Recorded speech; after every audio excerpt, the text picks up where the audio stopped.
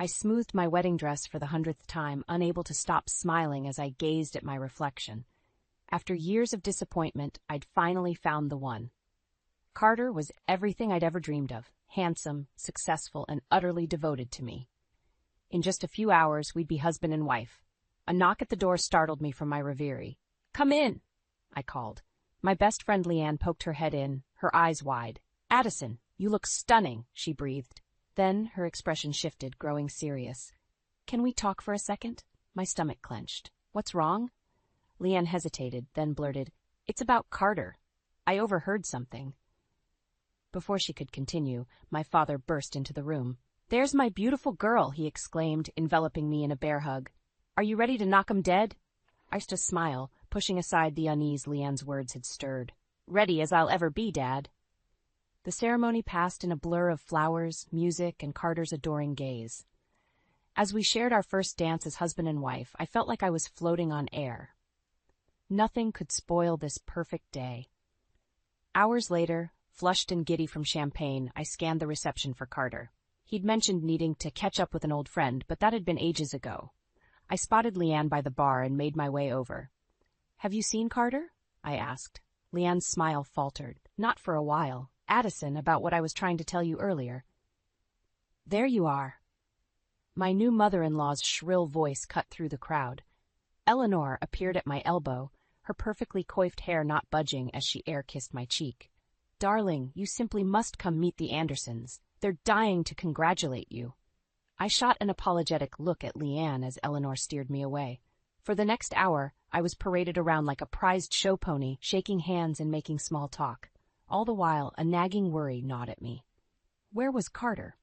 Finally extricating myself from Eleanor's clutches, I retreated to a quiet corner and pulled out my phone. No messages from Carter. I dialed his number, but it went straight to voicemail. "Everything okay, Pumpkin?" My father's concerned voice made me jump. I plastered on a smile. "Of course, Dad. Just trying to track down my wayward husband." Dad's brow furrowed.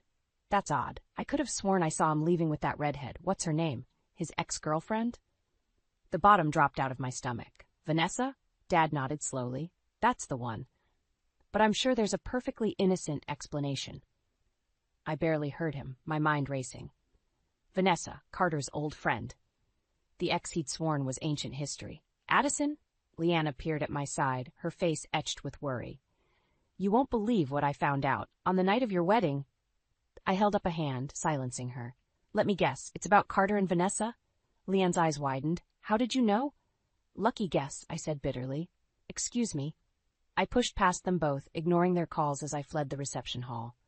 Outside, the cool night air did nothing to calm the storm of emotions raging inside me. Hurt, betrayal, and fury warred for dominance as I paced the empty parking lot. My phone buzzed. A text from Carter. "Sorry, got caught up. Be back soon." "Love you." I stared at the screen, tears blurring my vision. How could he do this?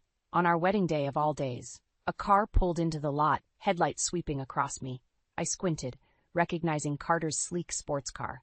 As it drew closer, I saw two figures inside, Carter behind the wheel and a familiar redhead in the passenger seat. My hands clenched into fists. This was supposed to be the happiest day of my life.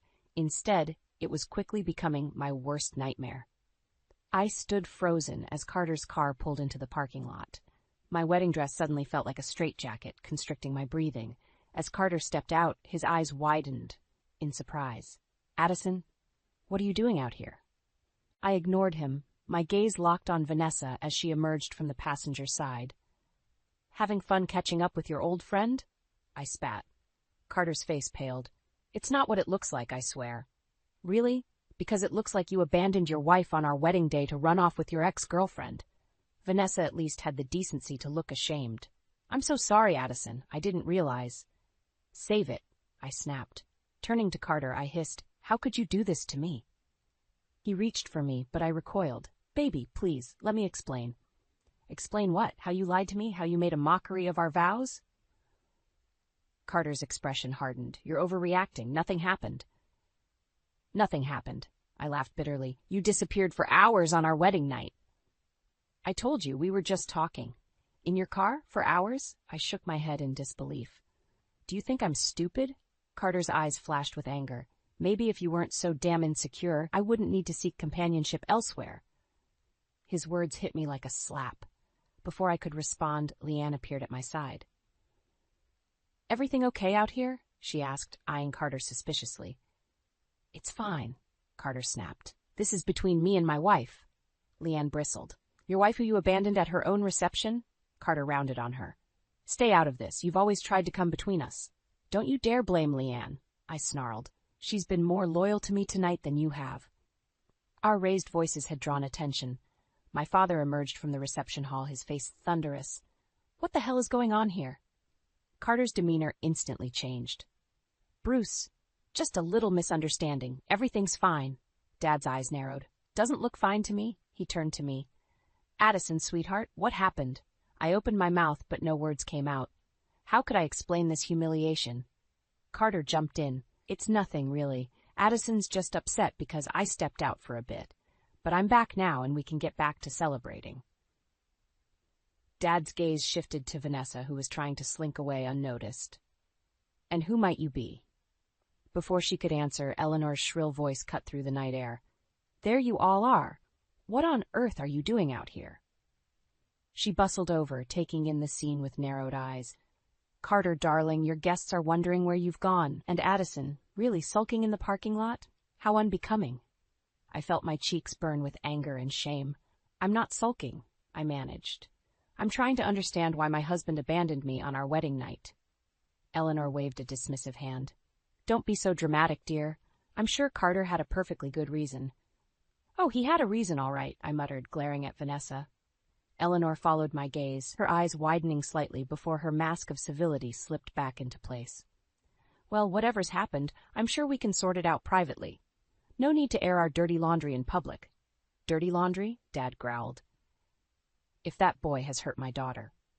"Now, Bruce," Eleanor cut in smoothly, "let's not jump to conclusions. I'm sure this is all just a big misunderstanding."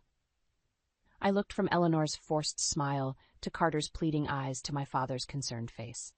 The weight of expectations and appearances pressed down on me, threatening to suffocate me. In that moment, I made a decision. "You know what? You're right, Eleanor. This isn't the time or place." I straightened my spine and fixed Carter with an icy stare. "But don't think for a second this is over." With that, I turned on my heel and strode back towards the reception, leaving a stunned silence in my wake. As I pushed through the doors, Leanne hurrying after me, I realized with crystal clarity that my picture-perfect marriage was nothing but a beautiful lie. The weeks following our disastrous wedding night were a blur of tense silences and half-hearted apologies. Carter swore up and down that nothing had happened with Vanessa, but the seed of doubt had been firmly planted in my mind. One particularly gloomy afternoon, I found myself alone in our apartment, restlessly pacing. On impulse, I grabbed Carter's laptop. He'd always been protective of it, and a nagging voice in my head whispered that there might be a reason why. My hands shook as I opened it, surprised to find it unlocked. As I scrolled through his emails, my heart sank. There, in black and white, was proof of Carter's betrayal, not just with Vanessa, but with multiple women. The emails dated back months, even before our engagement. I was still staring at the screen, numb with shock, when the door opened. Carter walked in, his easy smile faltering as he took in my expression and the open laptop. "Addison, what are you doing?" he asked, his voice tight. I looked up at him, tears streaming down my face. "How could you?" Carter's face hardened. "You had no right to go through my personal emails." "Personal emails?" I scoffed. "You mean your collection of love letters to half the women in the city?" He strode over, slamming the laptop shut. "It's not what it looks like." "Really?" "Because it looks like you've been cheating on me since before we even got engaged." Carter ran a hand through his hair, frustration evident. "You don't understand. My job, sometimes I need to entertain clients. It doesn't mean anything." I stared at him in disbelief. "Entertain clients? Is that what you call sleeping with other women?" "Don't be so dramatic," he snapped. "This is why I didn't tell you. I knew you'd overreact." His dismissive tone ignited a fury in me. "Overreact? You've been lying to me our entire relationship." Before he could respond, my phone buzzed. A text from Eleanor. "Dinner at our house tonight, 7 p.m. sharp. We need to discuss your behavior at the wedding." I laughed bitterly. Your mother wants to discuss my behavior. Isn't that rich? Carter's eyes narrowed. What are you talking about? I showed him the text. Apparently, I'm the one causing problems in this family. He sighed. Look, let's just go to dinner and smooth things over. We can discuss this later. Part of me wanted to refuse, to scream and rage and throw his lies back in his face. But another part, the part that still clung to the hope of salvaging something from this wreckage, nodded in agreement. Hours later, we sat around Eleanor's immaculately set dining table. The tension was palpable as we picked at our food in silence. Finally, Eleanor spoke. Addison, dear, I think we need to address your little outburst at the wedding. I gripped my fork tightly. My outburst? She nodded, her smile not reaching her eyes. It was quite unseemly, causing a scene like that. In front of all our guests, no less. I glanced at Carter, but he studiously avoided my gaze. I'm sorry if my reaction to finding my husband with another woman on our wedding night was inconvenient for you, I said, my voice dripping with sarcasm. Eleanor's smile tightened. Now, I'm sure it was all just a misunderstanding. Carter has explained everything. Has he? I turned to Carter. Did you explain about all the other women too, or just Vanessa? The color drained from Carter's face. Eleanor's eyes darted between us. What other women? She asked sharply. I pulled out my phone, hands shaking. Would you like to see the emails, Eleanor? I'd be happy to share. Carter lunged for my phone. Addison, don't. But it was too late. I'd already pulled up the damning messages, sliding the phone across the table to Eleanor. As she read, her carefully composed mask cracked, revealing a mix of shock and fury. She looked up at Carter, her voice ice-cold. Explain, now. As Carter stammered out excuses, I stood up, suddenly feeling suffocated. I think I've lost my appetite, I said, heading for the door. Behind me, I heard Eleanor's voice rising in anger, Carter's pleading responses. But I didn't look back. For the first time since this nightmare began, I felt a glimmer of something like hope. The truth was out, and there was no going back now. I paced my living room, my mind racing with possibilities. The truth about Carter's infidelity was out, but I knew that wasn't enough. He'd manipulated me for too long, and Eleanor would undoubtedly try to sweep everything under the rug to preserve their precious family image. No, I needed to do more. I needed to take control. My phone buzzed, a text from Leanne. How are you holding up? Want me to come over? I hesitated, then typed back, Actually, can you meet me at Café Noir in an hour? I have an idea. An hour later, I sat across from Leanne, my hands wrapped around a steaming latte. I'm going to expose Carter, I said without preamble. Publicly. Leanne's eyes widened. Addison, are you sure? That's a big step. I nodded firmly. I'm done being the victim in this story. It's time to write my own ending. We spent the next 2 hours plotting. Lean, bless her, threw herself into the plan with gusto. By the time we left the cafe, we had a strategy that made my heart race with equal parts excitement and terror. The next day, I called my father. Dad, I need your help, I said, my voice trembling slightly. Anything. Pumpkin, what's going on? I took a deep breath. I'm going to confront Carter and Eleanor, publicly, at the charity gala next week. There was a long pause. Addison, are you sure that's wise? It's necessary, Dad. I can't let them keep controlling the narrative. Will you help me? Another pause, then a sigh. Of course I will. What do you need? We talked for an hour, refining the plan. By the end, I felt a surge of gratitude for my father's unwavering support. The week leading up to the gala was a blur of preparations. Leanne and I worked tirelessly, gathering evidence and coordinating with trusted allies. My father used his connections to ensure key people would be present. The night of the gala arrived. I stood in front of my mirror, smoothing down my crimson dress. My hands shook slightly as I fastened my necklace. This was it. No turning back now. Carter was waiting by the door, looking handsome in his tuxedo. For a moment, my resolve wavered. How had we come to this? Ready to go, darling? He asked, his smile not quite reaching his eyes. I nodded, unable to trust my voice. The ballroom was a glittering sea of wealth and influence. Eleanor held court near the center, her laugh tinkling artificially as she greeted guests. I felt her eyes on me as Carter and I made our rounds, but I studiously avoided her gaze. An hour into the event, I caught Leanne's eye across the room. She gave me a subtle nod. It was time. I made my way to the small stage where the band was playing. With a deep breath, I stepped up to the microphone. Good evening, everyone, I said, my voice ringing out clear and strong. I hope you're all enjoying the gala. I have a special announcement to make. The room quieted, all eyes turning to me. I saw Carter's confused expression, Eleanor's narrowing eyes. Many of you know me as Carter Williams's wife, I continued. What you may not know is that our marriage has been built on a foundation of lies and betrayal. A collective gasp rippled through the crowd. Carter started towards the stage, but my father smoothly intercepted him. I've recently discovered evidence of my husband's multiple affairs, dating back to before our wedding, I said, my voice steady despite my racing heart. I believe in honesty and transparency, which is why I'm sharing this with you all tonight. Eleanor pushed through the crowd, her face a mask of fury. Addison, stop this nonsense at once, she hissed. I ignored her, pressing on. I refuse to be silenced or shamed for someone else's actions, and I refuse to let this family's obsession with appearances overshadow the truth. With trembling hands, I pulled out my phone and pressed a button. Suddenly, the large screen behind me lit up, displaying a montage of Carter's incriminating emails and text messages. The room erupted in shocked murmurs. I saw Carter's face pale, Eleanor's eyes widen in horror. In that moment, standing before the truth laid bare, I felt a weight lift from my shoulders. Whatever happened next, I knew I had taken back control of my story. And I was just getting started. The room erupted into chaos as the evidence of Carter's infidelity flashed across the screen. I stood firm on the stage, my heart pounding but my resolve unshakable.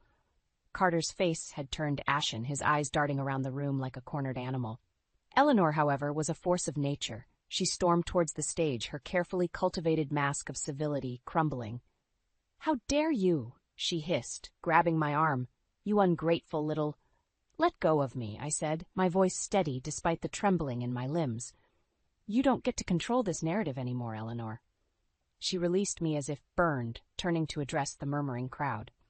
"Ladies and gentlemen, please, this is clearly a misunderstanding. My daughter-in-law is unwell. We'll sort this out privately."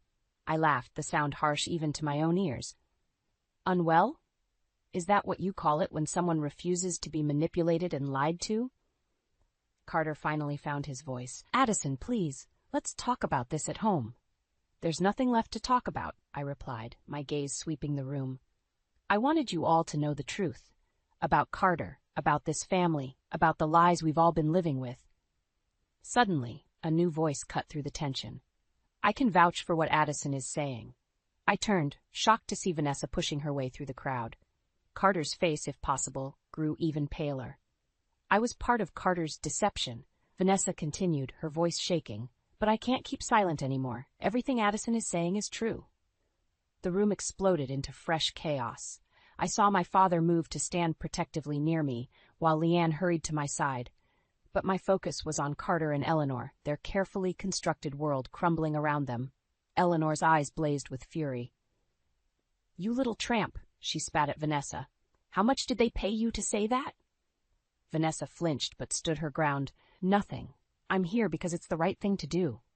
Carter finally seemed to snap out of his stupor. He strode towards me, his face a mask of desperation. "Addison, please, we can work this out. I'll do anything. Just don't do this." For a moment, I wavered. The look in his eyes, so familiar and once so dear to me, tugged at my heart. But then I remembered all the lies, all the betrayals. "It's too late, Carter," I said softly. "You had your chances. This is me taking control of my life back." Eleanor, seeing she was losing ground, changed tactics. Her voice took on a sickeningly sweet tone. "Addison, darling, think about what you're doing. This scandal could ruin us all. Is that what you want? To destroy this family?" I felt a surge of anger. "Family? You call this a family? A web of lies and manipulation, more concerned with appearances than actual love or support?" I turned to address the crowd again. "I'm done being silent. I'm done playing the perfect wife in this farce of a marriage, and I'm done letting fear control my actions." With shaking hands, I removed my wedding ring. The diamond glittered under the harsh lights as I held it up. This ring symbolized promises that were broken long ago. I'm returning it, along with all the lies and pain it represents. I placed the ring on the podium, the soft clink seeming to echo in the stunned silence of the room. "Addison," Carter pleaded one last time, "don't do this. I love you. I met his gaze steadily. No, Carter, you love the idea of me, the perfect wife who would never question you, never challenge you, but that's not who I am anymore. With that, I stepped down from the stage, my head held high. As I walked through the parting crowd, I felt a weight lifting from my shoulders. The road ahead was uncertain, filled with legal battles and emotional turmoil, I was sure, but for the first time in months, I felt truly free. I had made my choice, and there was no going back. The days following the gala passed in a blur of legal meetings and emotional upheaval. I threw myself into my work at the boutique, grateful for the distraction. But even as I helped customers find the perfect outfit, my mind raced with thoughts of divorce papers and asset division. One particularly exhausting afternoon, I returned home to find Carter waiting on my doorstep. My heart clenched at the sight of him, a mix of anger and residual affection warring within me. "Addison," he said, his voice hoarse. "Please, can we talk?" I hesitated, then nodded curtly. 5 minutes. Inside, Carter paced the living room while I stood with my arms crossed, a physical barrier between us. "I've been in therapy," he blurted out. "I'm trying to change, to understand why I did what I did. I know I hurt you, but I love you. Can't we try to work this out?" For a moment, I wavered. The man before me looked so different from the confident, manipulative Carter I'd come to know. But then I remembered all the lies, all the pain. "It's too late, Carter," I said softly. "I can't trust you anymore." His face crumpled. "What about everything we built together? Our dreams, our future?" "Those dreams died the moment you chose to betray me," I replied, my voice steady despite the ache in my chest. Carter's demeanor suddenly shifted, his eyes hardening. "You'll regret this, Addison. You think you can just walk away? I'll make sure you have nothing when this is over." A chill ran down my spine at his threat, but I stood my ground. "Get out," I said, pointing to the door. After he left, I called Leanne in tears. She arrived within minutes, armed with ice cream and a fierce determination to protect me. "We need to be prepared," she said as we sat on my couch. "Carter's not going to make this easy." The next morning, I woke to a flurry of notifications on my phone. My heart sank as I scrolled through messages from friends and coworkers, all asking if I was okay. With trembling fingers, I opened my social media accounts. There, splashed across my feed, were private photos and messages taken out of context, painting me as unstable and vindictive. Carter had launched a smear campaign. I felt the walls closing in, my carefully rebuilt world threatening to crumble once more. But then I remembered the strength I'd found within myself. I wouldn't let Carter destroy me again. I called my father and Leanne, explaining the situation through tears of fury. Within hours, we had assembled a team of lawyers and PR specialists to counter Carter's attacks. Days blurred together as we fought back. For every lie Carter spread, we responded with truth. It was exhausting, but I refused to back down. The turning point came unexpectedly. I was at the boutique, trying to lose myself in work, when Vanessa walked in. "I'm so sorry," she said, her eyes brimming with tears. "I can't stand by and watch Carter destroy you like this. I have proof, emails, texts, everything, showing he's behind the smear campaign. I'll testify if you need me to."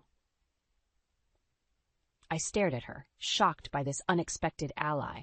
"Why are you doing this?" Vanessa smiled sadly. "Because it's the right thing to do, and because I was once in your shoes. I wish someone had stood up for me then." Armed with Vanessa's evidence, we took the offensive.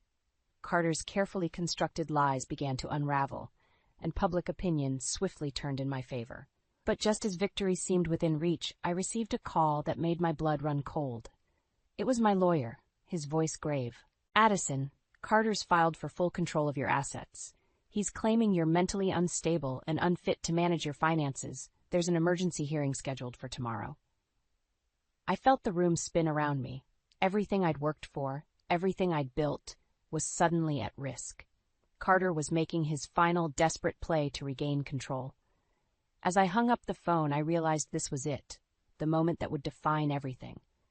I could crumble under the pressure, or I could stand tall and fight with everything I had. Taking a deep breath, I made my choice. Carter had underestimated me for the last time. Tomorrow, I would show him and the world exactly what I was made of. The final battle was here, and I was ready. The morning of the emergency hearing arrived with a sense of foreboding. I stood before the mirror, smoothing down my most professional suit, trying to project an image of stability and competence. My hands shook slightly as I fastened my necklace, a gift from my father, a reminder of his unwavering support. Leanne arrived to drive me to the courthouse, her presence a comforting anchor. "You've got this, Addison," she said, squeezing my hand. "We're all behind you." The courthouse loomed before us, its stone facade imposing and cold. As we climbed the steps, I spotted Carter and Eleanor arriving, both impeccably dressed and wearing matching expressions of smug confidence. My stomach churned, but I lifted my chin and strode past them without a glance. Inside the courtroom, my lawyer Sarah greeted us with a tight smile. "Remember," she whispered, "stay calm, no matter what. We have the truth on our side." As the judge entered and the proceedings began, I felt as though I was watching from outside my body. Carter's lawyer painted a picture of me as unstable, vindictive, and incapable of managing my own affairs. With each word, I felt my carefully reconstructed world threatening to crumble. When it was our turn, Sarah presented the evidence of Carter's infidelity and manipulation. I took the stand, my voice surprisingly steady as I recounted the betrayals and lies. But as I spoke, I saw the judge's expression remain impassive, and a seed of doubt took root in my heart. During a recess, I overheard Eleanor speaking to Carter in hushed, urgent tones. "We need to end this now," she hissed. "Use the nuclear option." My blood ran cold. What else could they possibly have up their sleeves? As we reconvened, Carter's lawyer called a surprise witness, Dr. Evelyn Matthews, a respected psychiatrist. My heart sank as I recognized her. I'd seen her briefly for anxiety after discovering Carter's infidelity. Dr. Matthews took the stand, her face a mask of professional concern. "In my professional opinion," she stated, "Addison exhibits signs of borderline personality disorder, exacerbated by recent stress. Her erratic behavior and accusations stem from this condition, making her unsuitable to manage her own affairs at this time." The courtroom spun around me. How could she say this? We'd only had 2 sessions, and I'd never been diagnosed with any such condition. I turned to Sarah in panic, but her face was grim. As Dr. Matthews continued her damning testimony, I felt the walls closing in. Everything I'd fought for, every step forward I'd taken, seemed to be slipping away. Carter and Eleanor wore twin expressions of triumph, and I realized with sickening clarity that they'd planned this all along. In that moment, staring at the faces of those who sought to destroy me, something inside me snapped. A calm, cold fury washed over me, clearing away the panic and doubt. I leaned over to Sarah, whispering urgently. Her eyes widened, then narrowed in determination. She nodded, then stood to address the judge. "Your Honor, we request a brief recess to confer with our client." The judge agreed, and I was ushered into a small conference room. Sarah, Leanne, and my father crowded around me, their faces etched with concern. "Addison, what are you thinking?" Sarah asked. I took a deep breath, my mind racing with possibilities. "We need to turn the tables one last time," I said. "I have an idea, but it's risky. If it works, we expose Carter and Eleanor for who they really are. If it fails..." I trailed off, the implications hanging heavy in the air. My father placed a hand on my shoulder. "Whatever you decide, we're with you," he said firmly. Leanne nodded in agreement, all the way. I looked at each of them, feeling a surge of gratitude and determination. This was it, the final battle. Everything I'd been through, every lie uncovered and truth revealed, had led to this moment. "Okay," I said, my voice steady and resolved. "Here's what we're going to do." As we prepared to re-enter the courtroom, I felt a strange sense of calm. Win or lose, I would face this challenge on my own terms. Carter and Eleanor had underestimated me for the last time. The judge called the court back to order, and I straightened my spine, ready to fight for my future, my dignity, and my truth. As I stood in the courtroom, facing down Carter, Eleanor, and Dr. Matthews, a strange calm washed over me. I nodded to Sarah, who approached the bench. "Your Honor, we'd like to call a surprise witness of our own," she announced. Carter's lawyer jumped to his feet, objecting, but the judge, intrigued, allowed it. My heart pounded as the courtroom doors opened. Dr. Evelyn Matthews' identical twin sister, Dr. Meady, Caroline Matthews, walked in. The courtroom erupted in shocked murmurs. I watched as the color drained from Carter and Eleanor's faces. Caroline took the stand, her voice steady. "I'm here to expose a grave injustice. My sister, Evelyn, was coerced into providing false testimony about Addison's mental state. I have proof of the bribery and threats made by Carter Williams and his mother, Eleanor. She produced a series of emails and recorded conversations that laid bare Carter and Eleanor's desperation and manipulation. The judge's expression hardened as he reviewed the evidence. Carter leapt to his feet, shouting denials, but his protests rang hollow in the face of such damning proof. Eleanor sat frozen, her carefully crafted facade crumbling before my eyes. As the truth unfolded, I felt a weight lifting from my shoulders. The judge called for order, his voice cutting through the chaos. In light of this new evidence, I'm dismissing the petition for control of Mrs. Williams' assets. Furthermore, I'm recommending a full investigation into Mr. Williams and Mrs. Eleanor Williams for perjury and witness tampering. Relief flooded through me, but it was tempered by a bittersweet realization. This victory marked the end of a chapter in my life, a painful, transformative journey that had changed me forever. Outside the courthouse, surrounded by my supporters, I faced a sea of reporters. Taking a deep breath, I stepped forward. Today, justice was served, I began, my voice stronger than I'd ever heard it. But this isn't just about me. It's about standing up to manipulation and abuse, about reclaiming your power and your truth. As I spoke, I saw faces in the crowd, women nodding, some with tears in their eyes. I realized that my story resonated beyond just me. To anyone out there who's been made to doubt themselves, who's been gaslit or manipulated, your truth matters, your voice matters, and you are stronger than you know. In the days that followed, my life transformed. The boutique where I worked offered me a partnership, recognizing my resilience and business acumen. Leanne and I started a support group for women recovering from toxic relationships, turning our pain into purpose. One crisp autumn morning, I stood in my new apartment, surrounded by boxes yet to be unpacked. A gentle knock at the door revealed my father, holding a small gift-wrapped package. "I'm so proud of you, Pumpkin," he said, enveloping me in a warm hug. "Your mother would be too." I unwrapped the gift with trembling hands to find a delicate silver locket. Inside was a photo of my mother, her smile radiant and strong. "She always said you had her spirit," Dad said softly. "Now the whole world knows it too." Tears pricked my eyes as I fastened the locket around my neck. It felt like a talisman, a reminder of the strength that had always been within me. Later that evening, as I sat on my balcony watching the sunset, I reflected on the tumultuous journey that had brought me here. The pain, the betrayal, the moments of despair, they were all part of my story now. But they didn't define me. What defined me was how I'd risen above it all, how I'd found my voice, my strength, my truth. As the last rays of sunlight painted the sky in brilliant hues, I felt a sense of peace settle over me. The future stretched out before me, full of possibilities I'd never dared to imagine before. I was Addison Williams, survivor, fighter, and now, finally, the author of my own story. And this was just the beginning.